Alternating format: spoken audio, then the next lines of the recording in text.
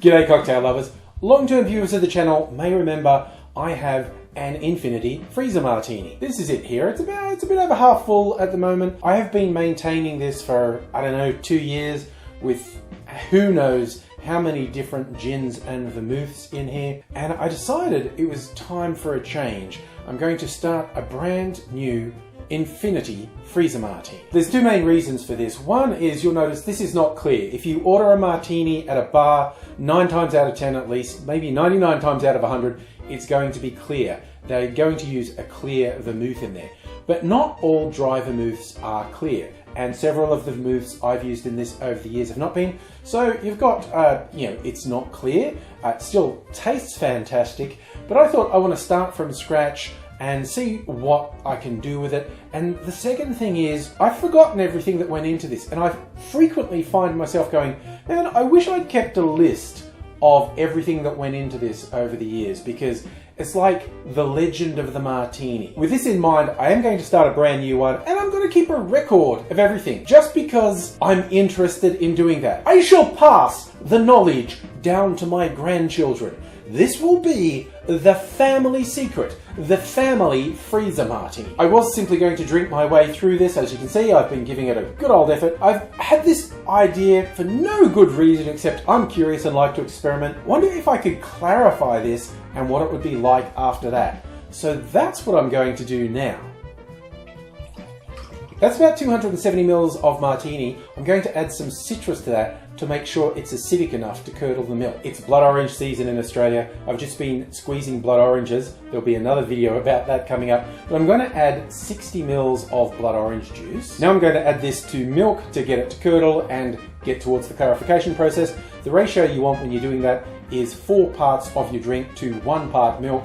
So with that volume, I'm going to add it to about 80 mils of milk.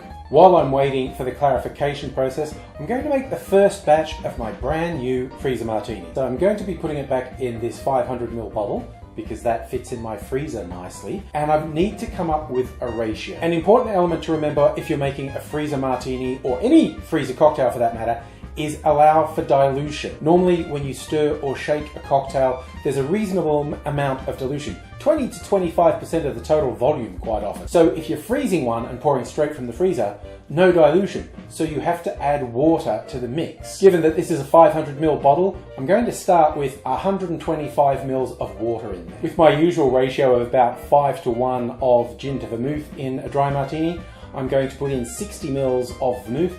This is an Australian vermouth from Regal Road. They call their Daring Dry. Nice pop. And because it's a new bottle, we get that glug, glug, glug.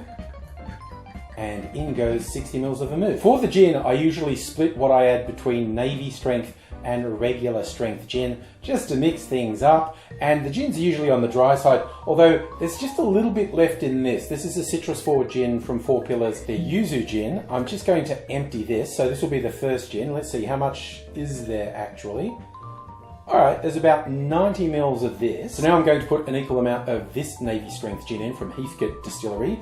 So 90 mils of navy strength. I think I can probably get about 90 mils of each sort of gin again. So this is a dry gin from Brogan's Way, another local distillery. They call it Everyday Salvation. I could do with some Salvation every day. So I'll add 90 mils. Back to navy strength, I'm going to add this one from Fossey's. It's a citrus forward one, and they humorously call it their Navel strength because it has navel orange peel in there. So 90 mils of another navy strength gin. There's still room, so I'm going to put 30 mils of this dry gin from Patient Wolf.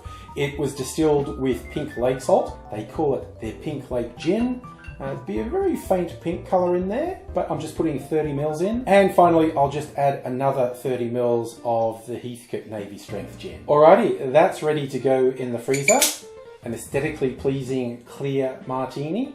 And I'm going to freeze this. Well, it won't freeze, but it'll be in the freezer for a day or so, as will the clarified one, which although I've lowered the alcohol content by doing the milk clarification, it shouldn't have lowered enough to freeze. I guess I'll see. And I'll come back and do a comparative taste test. Here we are a few days later, and the Freezer Martini has been freezing. It's a nice icy white colour.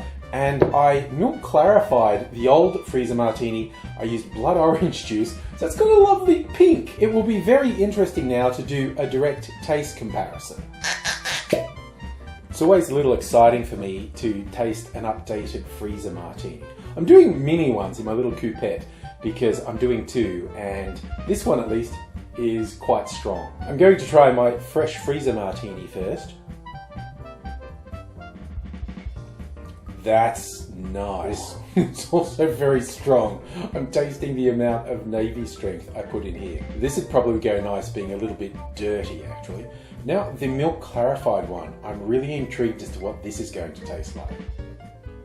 Big surprise, it's much sweeter than this. It's odd. It's not really working for me, but I have an idea. We're going to shake this up, and I'm going to add about ½ an ounce of the blood orange sugar syrup I made. Put it together, bang it in hard. Now here's the thing, the milk clarification process adds whey to the drink, which is a natural foaming agent. If I do a dry shake, then a wet shake, this should give me a nice foamy head. So I'm going to have a pink martini sour, I guess.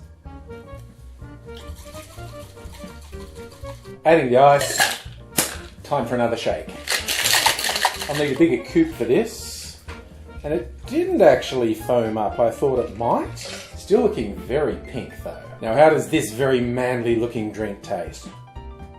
That's a good drink. We have departed completely from martini territory now, but I quite like it. But you know, maybe I'll go sip for sip. A really dry martini, and then a quite sweet drink, a sour based around a milk clarified martini. Because in the lab here, you never know what's going to happen, except it's becoming increasingly common that I'm going to have a drink in each hand. Double fisting for the win, I guess. Hope to see you again soon. Until such time as I do, I will say, cheers.